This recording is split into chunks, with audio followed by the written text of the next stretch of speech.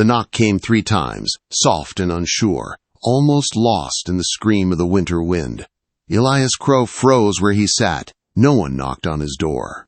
No one ever came this high into the mountains, especially not in the dead of winter. The storm outside was strong enough to kill a man in minutes. Yet someone was there, standing in the dark, asking to be let in. Elias reached for his rifle without thinking. His cabin had been silent for months, just the crackle of fire and the sound of wind through pine trees. He had chosen this life. No people, no trouble, no past. He moved slowly toward the door, boots quiet on the wooden floor, every sense sharp. Another knock came, weaker this time. When Elias pulled the door open, the storm rushed inside like a living thing. Snow flew across the floor. A woman collapsed forward, falling at his feet. Behind her stood 2 children, shaking, their faces pale and scared. Blood stained the snow where they had stood moments before. Whatever had driven them up this mountain in winter was not hope, it was fear. Elias did not ask questions. He pulled the boy inside first, then lifted the small girl in one arm and kicked the door shut. The warmth of the fire fought the cold they brought with them, but the fear stayed, thick in the air. The woman tried to stand and failed. Her hands were cracked and bleeding. Her coat was thin and useless against this kind of cold.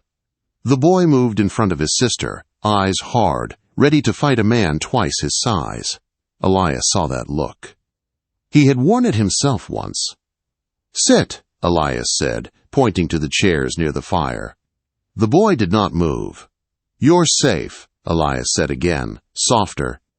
After a moment, the boy nodded and helped his sister into the chair. The girl clutched a small bundle wrapped in cloth and did not let go. Elias helped the woman to the other chair and went to the stove. He worked quietly, heating water, adding dried herbs. Shock killed faster than wounds if you let it. They drank slowly. The girl made a face at the bitter taste, and Elias added a spoon of honey. She smiled for half a second before fear took her again. Elias cooked simple food, cornmeal and dried meat. He let them eat before asking anything. Hunger and cold made truth messy. The woman finally spoke. Her name was Lydia Hale. The children were Noah and Emily. She knew who Elias was. People in the town below talked about the mountain man who lived alone and asked no questions. She had gambled her children's lives on those stories. Elias told them to sleep. He gave them his bed and took the floor near the fire, rifle across his knees. Outside, the storm raged like it meant to tear the world apart. Inside, 3 lives breathed, because he had opened his door. Morning came gray and slow. The storm did not break. Lydia was already awake, making coffee like she belonged there. Elias did not like that it felt normal. She told him the truth, because she had no reason left to lie. Her husband had died. The land was in debt. The man who held the debt wanted more than money. When she refused, she ran. Armed men followed her into the mountains. The storm saved them, barely. Elias was the last hope she had. Elias listened without changing his face. He had seen men like the one she described, men who hid behind paper and guns and called it law. He told her she could stay until the storm broke. He did not promise more. Promises were dangerous. The days passed slow and tense. The cabin filled with sounds Elias had forgotten. A child's questions, the scrape of boots, the quiet strength of a woman who refused to fall apart. Noah watched everything, learning, guarding. Emily played with her cloth doll and named it Annabelle. The name stuck in Elias's head longer than it should have. On the 3rd day the storm eased. Elias saw movement through the trees. 2 riders, searching. Lydia went pale. Elias loaded his rifle and waited. When one man came too close, Elias fired into the snow at his feet. The message was clear. They left, but Elias knew they would return. That night, he told Lydia the truth about himself. He had never had a wife, never had children.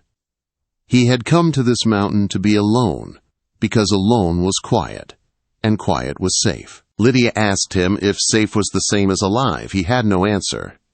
The next morning another man arrived, half frozen and lost, a schoolteacher from town. Helping him meant more danger, but Elias did not turn him away. By then, turning people away felt worse than facing whatever was coming. When Elias saw the armed men return, closer this time, he knew hiding would not be enough. Someone had to go for real help. The mountain passes were deadly, but Elias knew them. He packed his gear and told Lydia how to defend the cabin. Noah watched every word. Emily made him promise to come back. Elias stepped into the cold, knowing that when he returned, everything would be different, or nothing would be left at all. Elias Crowe did not look back after he closed the cabin door. If he looked back, he might see Lydia's face, or Noah's steady hands on the rifle, or Emily clutching her doll like it could stop bad men. And if he saw any of that, he might turn around. Turning around would feel right in his chest, but it would be wrong for survival. So he strapped on his snowshoes, pulled his coat tight, and started down the mountain like he was racing death itself. The cold bit through every layer. Snow creaked under him, and the wind pushed at his back like it wanted him to fall. Elias knew these slopes better than any map. He had walked them in blizzards, in moonlight, and in silence so deep it made a man hear his own heart. Today, the mountain felt different. Today, every step carried a promise he never should have made. He had promised a little girl he would come back. Promises were easy to speak and hard to keep. As the sun climbed, Elias stayed off the main trail. Men like Roscoe Vent would place watchers where a normal traveler would go. Elias was not normal. He moved through thick timber and narrow ravines where tracks vanished under drifting snow. Still, he stopped often to listen. The mountain was quiet, but human danger had its own sound. The faint clink of tack, a horse snort, a voice carried by wind. Near midday he heard it, voices below. Elias dropped low behind a fallen pine and looked through the branches. 3 riders moved along the buried trail, leading their horses through deep snow. They looked tired and angry, the kind of men who blamed the weather for slowing their cruelty. One of them pointed up the slope, in the direction of Elias's cabin. The others nodded, as if they were certain the prey was trapped. Elias waited until they passed, then went the other way, taking a longer route that cost time but saved his life. He did not like what he had seen. It meant Vent was not sending just 2 men. He was sending a net, and nets did not stop until they caught something. By nightfall, Elias camped without a fire. Tucked under a rock ledge, he ate cold jerky and drank snowmelt that numbed his teeth. He slept in broken pieces, waking every time the wind shifted. Each time he woke, he pictured the cabin and the people inside it. He pictured Lydia trying to be calm for her children. He pictured Noah refusing to sit down, staying alert like a soldier too young to be one. He pictured Emily's small voice asking if the bad men were coming back. Before dawn, he started again. The second day brought him lower, closer to the valley where the air grew heavier and the snow less deep. Flat Ridge came into view like a cluster of tired buildings crouched beside a frozen creek. Smoke curled from chimneys. People moved through streets, bundled up, trying to pretend winter was normal. Elias had only come to town once a year, always in summer, always fast, always leaving before anyone could talk too long. This time he walked in during winter, dirty, tired, and full of purpose. He went straight to the doctor's office. The sign read, Dr. Harrison Webb. Elias knocked hard enough to shake the door. A voice from inside said they were closed. Elias told them a man was dying of frostbite in the high country. The door opened to a thin man with tired eyes and a careful face. He looked Elias up and down like he was weighing whether this was truth or trouble. When Elias said Walter Kemp's name, the doctor's face changed. Walter was known in Flat Ridge. He had taught half the town's children to read. He had helped farmers write letters and kept track of deaths and births. If he was dying, it mattered to everyone, even the people who pretended it did not. The doctor agreed to come. He packed a bag with medicine, instruments, and bandages. Elias told him not to talk to anyone. The doctor did not ask why. He already knew. In a town like Flat Ridge, everyone knew who held power. They left by the trees instead of the road. Elias moved fast. The doctor kept up, breathing hard but refusing to complain. They had gone only a couple miles when Elias heard horses. He pulled the doctor down behind a log just in time. 3 riders passed close enough for Elias to see their faces. Hard eyes. Cold smiles. Men who did not fear being caught because the law belonged to their boss. The doctor whispered that they were Vent's men. Elias stayed still until they were gone, then pushed onward. The climb back into the mountain was worse than the descent. The doctor was not built for this kind of travel, but he did not quit. He stumbled once, and Elias caught him before he fell into a drift. They made a small fire only once, hidden in a sheltered cut of rock, just long enough to drink hot coffee and stop their hands from stiffening into claws.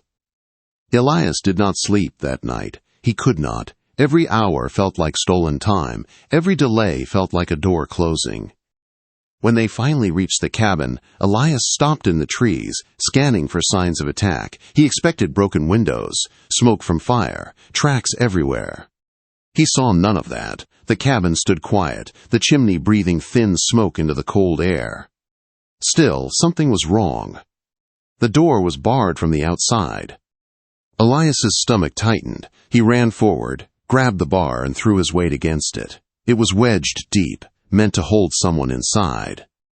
The doctor grabbed the other end, and together they yanked it free. Elias kicked the door open and stepped inside with his rifle raised. The cabin was intact. The fire was burning. Lydia stood by the stove with a revolver in her hand. Noah held the rifle near the window like he had been taught. Emily sat in the corner with Annabelle pressed to her chest. Walter lay by the hearth, pale but breathing. And tied to one of Elias's chairs was a stranger, his wrists bound and his mouth gagged. Lydia's face broke when she saw Elias. Relief hit her like a wave, and she had to swallow hard to keep herself steady. Noah's eyes stayed hard, but something like trust flickered there. Emily stared at Elias like he was a ghost that had walked back into the world. Elias asked what happened. Noah said the man had come claiming to be lost, begging to be let in. Lydia had recognized him from town. He was one of Vent's men, the kind who smiled when a woman said no. They had not opened the door. When he tried to force his way in through the window, Noah held him at gunpoint, while Lydia came around with the revolver. Together they trapped him, tied him up, and barred the door from outside to make it look like no one was home. Elias felt something tight in his chest. He had taught a child to fight. A good man should never have to teach that, but a good man had to do it anyway. The doctor wasted no time. He went to Walter, checked his fever, and looked at the blackened toes. His face turned grim. He said the infection was spreading, and Walter would die if they did nothing. Lydia held Walter's hand while the doctor worked. Elias heated water and held cloth. Noah kept Emily turned away, whispering to her about brave dolls and brave girls. Walter screamed once. It was a sound that shook the cabin's walls harder than the storm ever had. Then he passed out. The doctor finished, breathing hard, hands steady, and said Walter would live. When the worst was done, the cabin fell into a heavy quiet. Lydia sat with Walter and watched his chest rise and fall. Noah stayed at the window. Emily finally crawled into Lydia's lap and hid her face. Elias turned to the bound man. He pulled the gag off. The man spit and cursed. He said Lydia was a thief. He said Vent owned the debt and the law was on his side. He said Elias had no right to interfere. Elias did not raise his voice. He did not need to. He told the man he would be lucky if he left the mountain alive. The man laughed and said there were more coming. He said Vent would bring enough guns to burn the cabin down and still have bullets left. That was when the doctor spoke quietly. He said the territorial marshal was due to pass through in a few days. He said the marshal was not from Flat Ridge and did not answer to Vent. He said it was the only chance to turn this into something bigger than a rich man's hunger. Lydia looked at Elias like she was afraid to hope. Hope had hurt her before.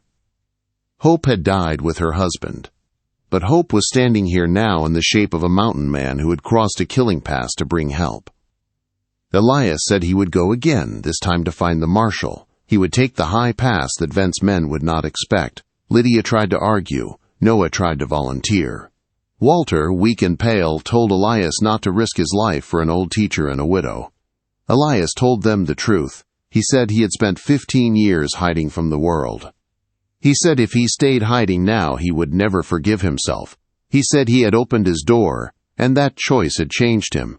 He said he would not close that door again.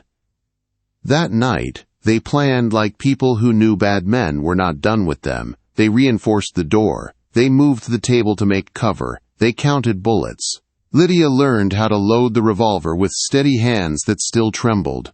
Noah learned how to watch the tree line without freezing from fear. Emily learned to stay quiet when told, even though her eyes begged to ask questions. Before dawn, Elias prepared to leave again. Lydia stopped him at the door. She did not cry. She looked him straight in the face and asked him to come back alive, not just for the children, but for her too. Elias wanted to say something soft and kind, but soft words did not come easy to him. He only nodded and told her he would return. Emily brought Annabelle to him like the doll was a guardian. Elias touched the doll's worn cloth head with 2 fingers like it was a solemn oath. Noah watched from the corner, jaw tight, trying not to show that he was afraid. Elias stepped into the cold and began climbing. The high pass was worse than before. The wind up there was sharp enough to cut skin. Snow hid ice. Ice hid rock. One wrong step would send him sliding into a ravine that would swallow his body and never spit it back out. Still, he climbed. Every breath burned. Every muscle screamed. He kept moving because stopping meant thinking, and thinking meant picturing the cabin, picturing Lydia's face, picturing children staring at the door waiting for him. Then, near midday, he heard it. Gunfire. 3 shots, fast, distant, coming from behind him in the direction of the cabin. Elias froze so hard he felt his blood turn cold. His hands clenched into fists. For one terrible moment, every part of him wanted to turn back, to run downhill, to fight his way home. But he forced himself to breathe and remember the only reason he was climbing. If he turned back now, Vent would win anyway. He kept going with shaking hands and a heart that felt like it might split in 2. As the sun sank, Elias crested the high pass and began the dangerous descent on the other side. By morning, he reached the valley road and spotted riders in the distance. He shouted until his throat tore. The lead rider stopped and turned. A man with a star pinned to his coat dismounted and watched Elias approach. Elias told him his name. He told him about Lydia Hale and the debt and the armed men. He told him about a cabin on a mountain holding a widow, 2 children, and a half-dead teacher. He told him about the shots he heard. The marshal's face stayed calm, but his eyes sharpened. He said the local law in Flat Ridge could be rotten. He said men like Vent often hid behind paper and threats. He said if Elias was lying, he would regret it. Elias said the marshal could arrest him later. Right now, they needed to ride. The marshal agreed. They turned their horses toward the mountain. Elias rode hard, praying he was not already too late. Elias rode like the mountain itself was chasing him. The marshal and his deputies kept pace, their horses blowing hard in the cold air, hooves striking frozen ground like hammer blows. Elias did not speak much. His mind stayed fixed on one thing: the cabin, Lydia, Noah, Emily, Walter. Every mile felt too slow. By late afternoon they reached the lower slopes, where snow returned in thicker bands, and the trees stood closer together. Elias scanned for tracks and found them. Horse prints. Several, fresh enough to make his stomach tighten. The marshal noticed too, and gave a short command to his men. They spread out, quiet and ready. The cabin came into view through the timber, dark against the white. Smoke rose from the chimney, thin but steady. It looked whole, but Elias had learned the hard way that a place could look fine and still be full of death. Then he saw the door. It was barred from the outside again. Elias's chest locked up. He slid off the horse before it even stopped and ran through the snow. The marshal called after him to slow down, but Elias could not. He grabbed the heavy bar and pulled. It did not move. He slammed his shoulder into it once, twice, the wood biting into his bones. A deputy rushed in to help, and together they ripped it free. Elias kicked the door open and stormed inside. The cabin was alive. The fire burned. The air smelled of coffee and blood and smoke. Lydia stood near the stove, pale but standing, a revolver in her hand. Noah was at the window with the rifle, his face tight and focused like a grown man. Emily sat on the floor with Annabelle clutched against her chest, eyes wide but dry. Walter lay near the hearth, breathing shallow, his foot wrapped in bandages. And tied to a chair, furious and gagged, was a man Elias had never seen before. Lydia's eyes met Elias's, and the strength in her face almost broke. She did not run to him, she just let out a slow breath like she had been holding it for days. Noah's shoulders loosened a fraction. Emily stood and walked straight to Elias, as if the danger in the room did not matter anymore. "You came back," she said.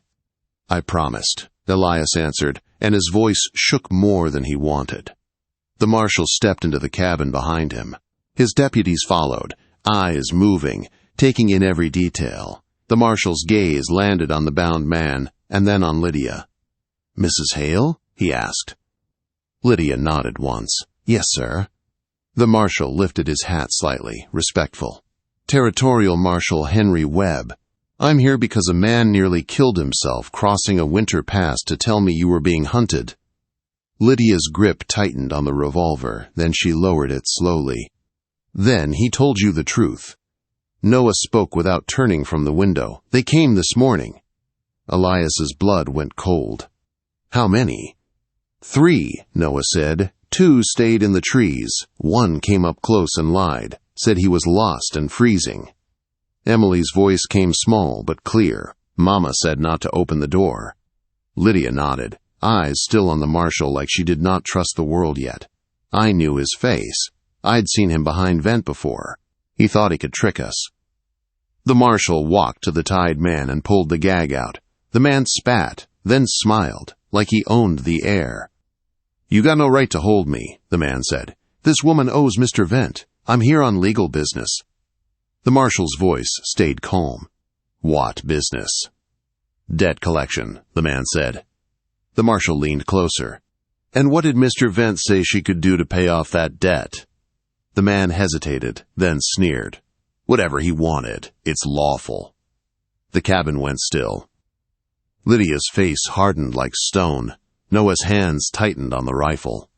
Elias felt something old and dark stir in his chest, the part of him that remembered war and what men did when they thought they could.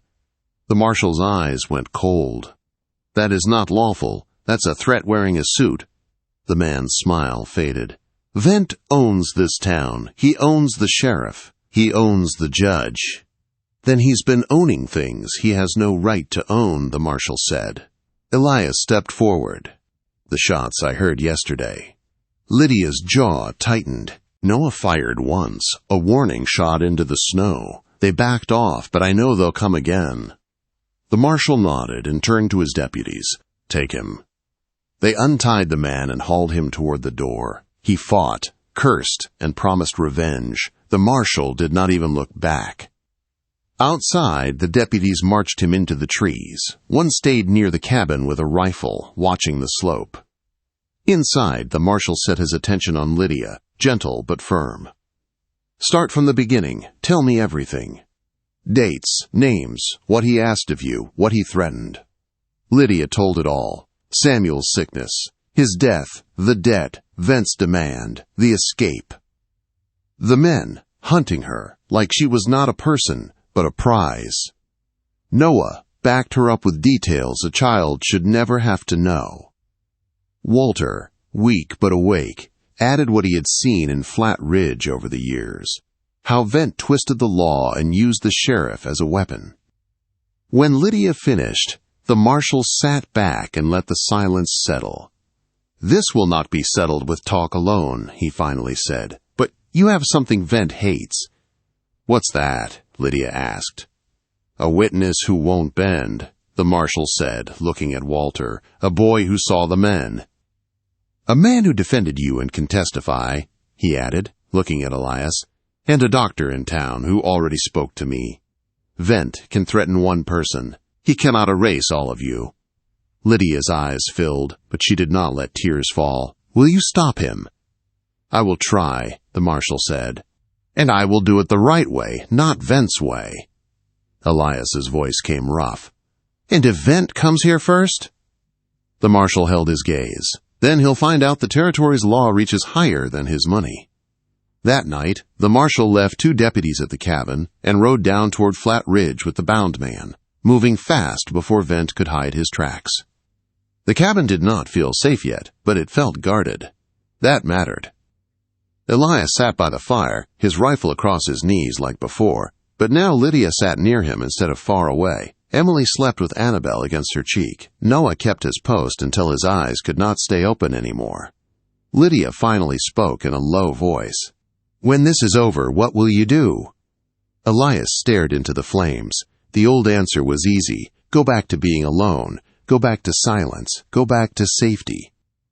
But safety had never warmed a child's hands or kept a widow from being hunted. Safety had never looked like Noah standing tall at the window, ready to protect his mother. Safety had never looked like Emily trusting a promise.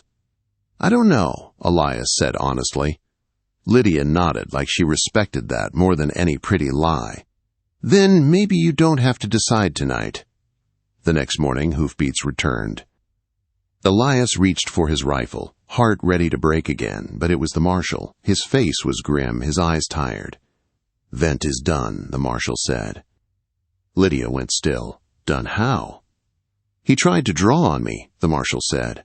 "Or someone claims he did. The sheriff shot him." The marshal's mouth tightened. "The town is already spinning stories. But Vent's papers are seized. His contracts, his threats, his dirty deals. The debt against you is burned away by the truth in ink." Lydia sank into the chair like her bones could not hold her anymore. Noah stared like he could not understand the world changing this fast. Emily blinked, then looked at her mother. "Does that mean we're safe?" she asked. The marshal's voice softened. "It means the law can't touch you. It means the bounty is over. It means you're free." The word hit the cabin like sunlight. Free. Lydia covered her face with one hand, and this time she did cry, quiet and shaking, not from weakness but from everything she had carried finally dropping to the floor. Elias watched her and felt his own chest ache. He had spent 15 years thinking freedom meant being alone. Now he saw freedom could also mean being able to live without running. Over the next weeks, the snow melted enough to travel. Walter healed slowly, learning to walk again with a crutch. Lydia made plans. She talked about going north, starting fresh, finding land where Vent's name meant nothing. Elias packed, too. On the morning they left, Emily ran to him with a drawing. 5 stick figures in front of a cabin. Lydia, Noah, Emily, Walter, and Elias. "Our family," she said. Elias stared at it for a long moment, then folded it carefully and put it in his coat like it was something holy. He looked at Lydia. "I never had a wife," he said, voice low. "Never thought I would." Lydia held his gaze, steady and brave. "You don't have to be alone anymore." Elias nodded once. Not a big moment, not fancy words, just a choice. They walked down the mountain together, leaving the cabin behind. The wind still moved through the pines, but it did not sound like a wounded thing anymore. It sounded like the world turning, making room for something new.